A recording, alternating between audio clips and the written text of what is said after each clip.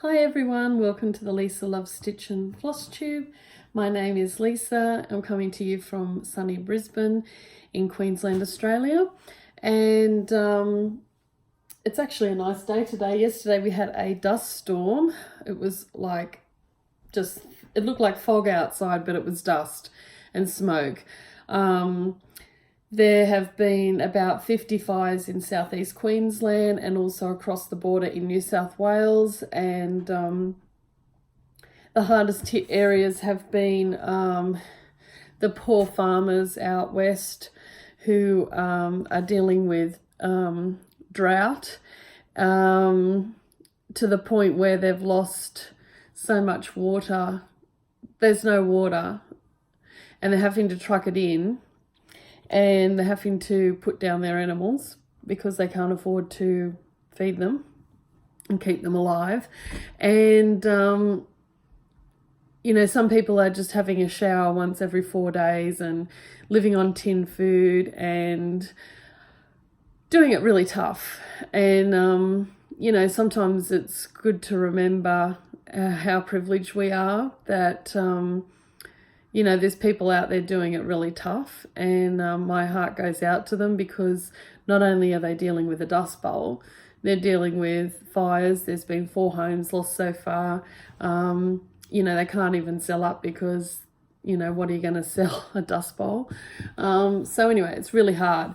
I was talking to my grandmother, who's 100, as you know, and she was saying she was 7 years old. She come from Boggabri, which is in western New South Wales, and it's this little tiny country town where there's like hardly any people.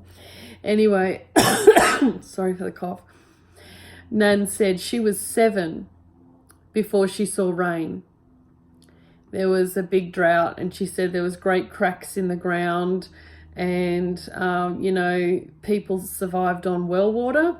Back in the day, they didn't have town water or anything like that. And so it got really desperate because once the well dried up, there was no trucking water in like you can do today, which is still a tough thing for people today. But, back then in the, it would have been, Nan was born 1919, so 1919 till 1926 or 27 before the drought broke. And you just couldn't truck water in. That people would have just had to abandon where they lived and moved into the cities, and they probably couldn't even afford to do that. So it's hard. It's a hard life being on the land. You have prosperous years and then you have years of drought, and at the moment it's really bad out there. So it's a good reminder that we are better off than most. We're on a tight budget since we moved because we haven't rented our other house out yet, but we can still enjoy the nice things in life and we don't miss out totally. So there's people out there, living on tin food. That's not very fun. Anyway, on to more positive news. I just wanted to touch base. It's only a short video. Wayne's making lots of banging noises because he's cleaning up from finishing painting my linen cupboard. I'm so excited. So hopefully by Wednesday next week it'll be fully dry and I can start putting all our linen into the cupboard, which is in our dining area. And then that will free up all of the space in the spare bedroom, and Wayne's going to paint that wardrobe next. So I don't have any cross-stitch FOs or anything. I thought I was going to, but I didn't get it finished. But I've been stitching this week on Sleigh Ride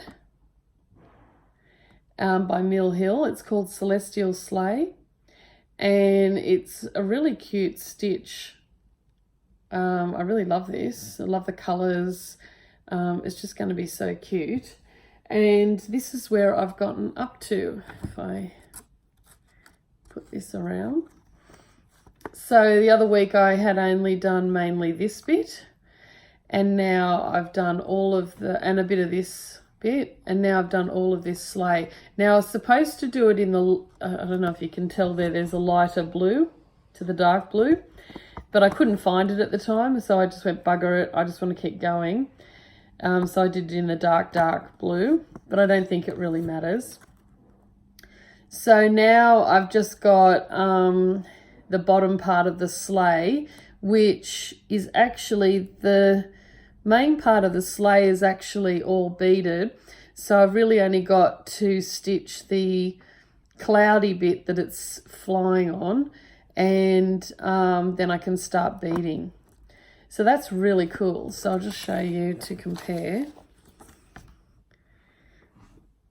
Yeah, so this bit here, all of the bottom of the sleigh is all beaded.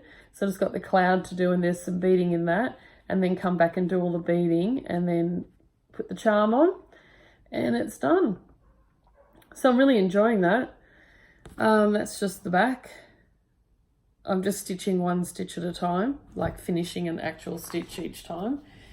And yeah, really enjoying it. So one thing I hate about Mill Hill, like the kits, I hate trying to work out very dark blue from medium blue to light blue to very light blue and all that. It's just a pain in the patootie. I honestly wish they'd put them on a card with a little tag saying what number or what one it is in the key, because it's just a nightmare trying to see. You have to have really good daylight in order to compare the different blues. So anyway, it's probably just age catching up with me, and I just can't see the colour differences. Anywho, my other finishes this week are the hats that I was making. So if you remember the other week, I think I was still finishing this hat. Well, it's all done now, and I decided to leave it pom-pom free, and I think it turned out beautiful. I love these faux cables. They look really cute. And this is done in charcoal 8-ply by Cowgirl Blues. And that's a South African brand. And I bought the yarn at Mulberry and Flax in Islington in New South Wales.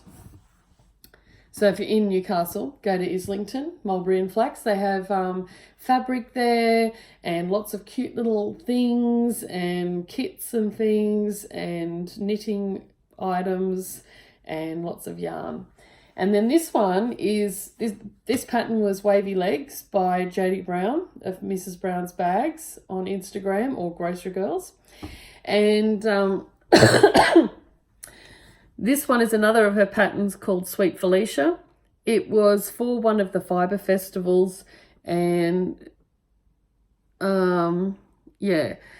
So this is done in Drover and Classer merino wool from Bellevue in New South Wales, and the yarn I purchased at Mulberry and Flax in Islington. And it's in the colourway Icy Lake, and I also bought a pom-pom from somewhere, I think on Etsy or something. And so that's what I've got on there. Anyway, this is real cables. I can't believe I knit cables. I've never been able to knit cables, and it's so easy. So I'm going to knit this hat again. I really love it. Both of these hats I'm going to knit again. I really love them. So now I can send them off to Lost in Floss just in time for the colder weather. So that's it. So that's all my news. I hope that wherever you are, you're all been doing well this week and no one's been unwell or anything. If you are unwell, I hope you're feeling better soon. I want to say a special hello to Ronnie. If you're watching, she's been having a tough time, and she's dealing with a big C at the moment, and had to have a little hospital stay at the moment because she's not well. So hi Ronnie, I hope things get better quickly for you and you can get back into stitching your samplers. And I love watching your Instagram feed for all of your lovely stitching.